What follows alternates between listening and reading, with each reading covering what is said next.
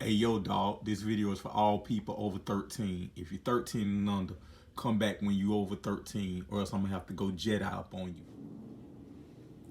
I think X Transbox makes an okay enough figure. Most of the times that figure falls into the good enough to pass category, even though they look good. But this is the rare occasion where X Transbox nails the sculpt and nails the build. This is actually a really well designed, real well built figure. And it's very rare to say that for X Transbox. They always nail the sculpt in both modes, and this is no different. But they actually got the build and the materials and the design right. So number 19 on my Transformers rundown, XTB Dead End. Great toy. Arguably, the most surprisingly good toy in 2019 is, but it's number 18 in the rundown, is Transformers, Toy World's Whiskey Jack, or their Wheeljack. I did a review on this toy, and my biggest problem with it was that it didn't have a waist swivel. Outside that, it would be in the running for a perfect toy. This is Toy World's first foray in the Legend scale, and with the results they got from him, I hope they keep doing them. This is a really great toy. Great job, Toy World. Number 18, Legend scale Whiskey Jack, or Legend scale Wheeljack by Toy World. Number 17 on the Transformers rundown is Zeta Toys Chronos. It's a good toy, but I think that where I place Zeta is like a step below X Transbox. Fans Toys does premium really well. X Transbox does some premium things, not as well. DX9 Unique Toys does some premium things. A little bit in X Transbox, not as good as Fans Toys. But I liken Zeta to like a Toyota Camry or a Honda Accord. Really good cars. They're gonna keep their value. They're economical. You get your money's worth, and that's what I think about Zeta. I think you get your money's worth. I think they are premium-ish, not necessarily premium, but premium-ish. And I think that my biggest problem with Zeta and their combiners is that they came up with this parts forming and everybody loves it. But for them to come up with parts forming, which is the ultimate cheat code for a combiner, their individual bots are trash. Bruticus was trash. These are better, but they still don't look as good as they should, considering they're not doing majority of the work, and they don't scale correctly. So like that's my biggest problem with Zeta. I think they do a fair value product. I think you get your money's worth with them. But I think that since they're cheating in some ways, they don't make up for it in other ways. But I think they generally make a good product. And Chronos is the embodiment of that. Number 16 is Magic Square's Cosmos.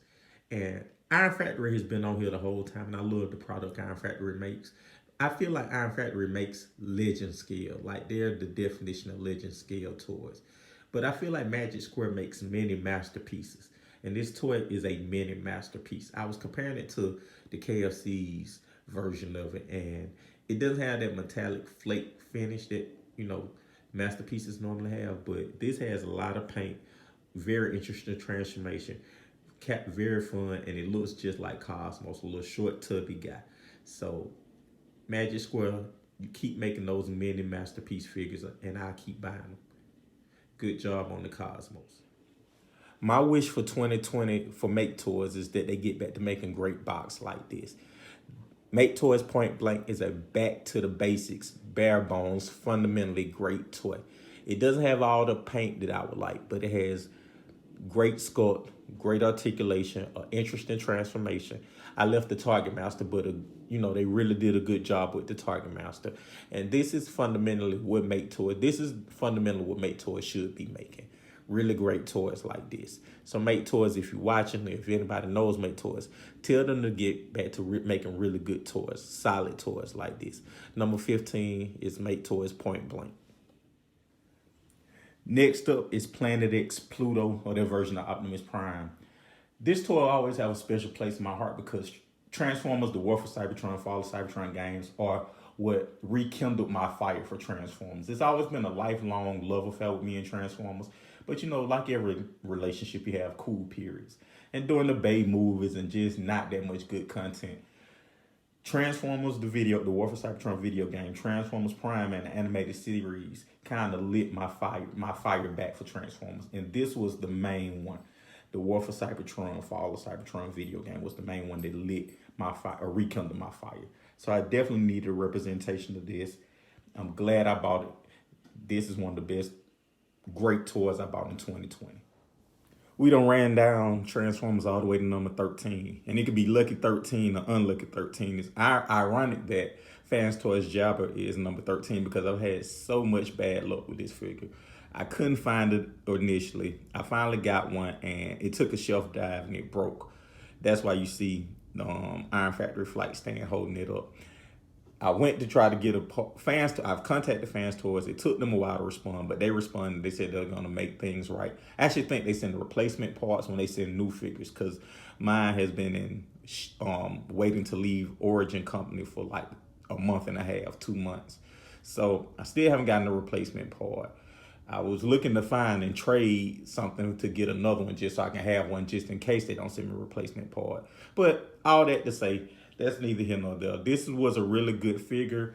If you go back in my video history, I did two videos on it, comparing it to Unique Toys Jabber 1.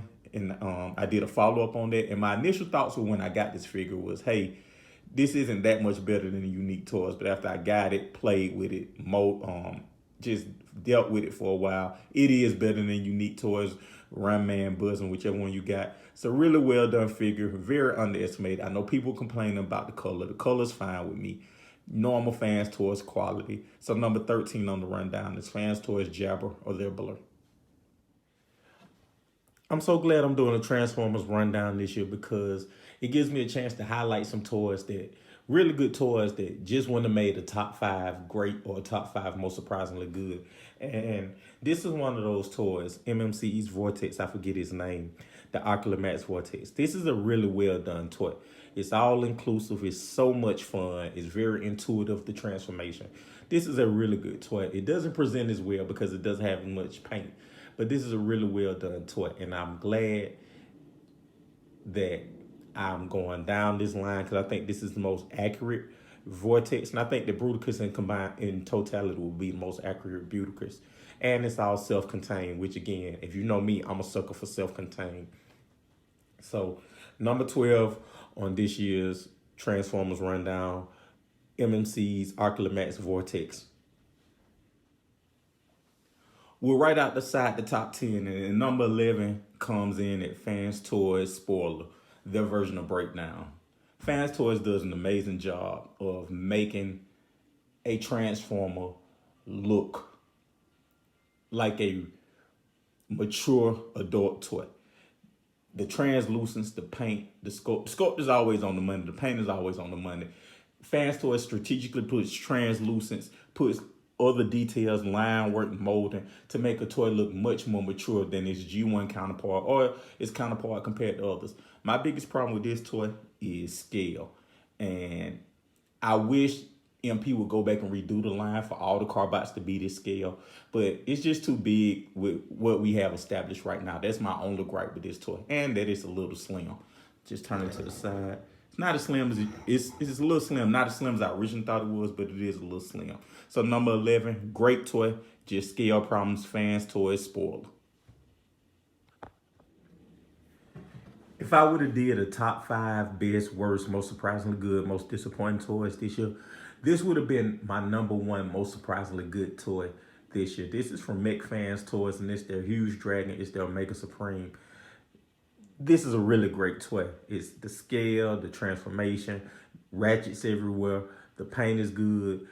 I was very, very, very impressed and very, very, very surprised at how great this toy was. Number 10 on my best Transformers of 2019, or number 10 on my Transformers rundown, is Mech Fans Toys Huge Dragon of the Omega Supreme. Number 9 on my list is Takara MP36 Plus Megatron. I'm not a big fan of the Megatron mold, and I'm definitely not a big fan of Plus molds, but I think this is one of the rare occasions where the Plus mold works better than the original mold. With the toy deco, with the chrome, the extra paint apps, I just think it makes it look much more mature. I got Dr. Heisenberg, the upgrade sword in his hand. I just feel like it looks much more mature with the chrome as opposed to the silly cartoon look. So my number 9 on the Transformers rundown is Takara's Megatron MP36 Plus version. Where are we at? Number 8. Yeah, number 8. MMC Swindle. So everything I said about the Vortex it applies, but even more so with Swindle. Very interesting transformation, very fun, all self-contained, very intuitive, really well done too. I just wish they had a little more paint on here than they did on Vortex, and I think that Swindle is in the character is just generally more fun than Vortex. Whereas his face sculpt was a little plain, even though Vortex face sculpt is plain on a cartoon. Swindle's has a lot of detail, and they really capture the essence of Swindle on here. So definitely a top 10 purchase of mine in 2019. Really fun toy. Can't wait to see what the rest of the set looks like and behaves like. Number 8, MMC / Ocular Max Swindle. I forgot his name.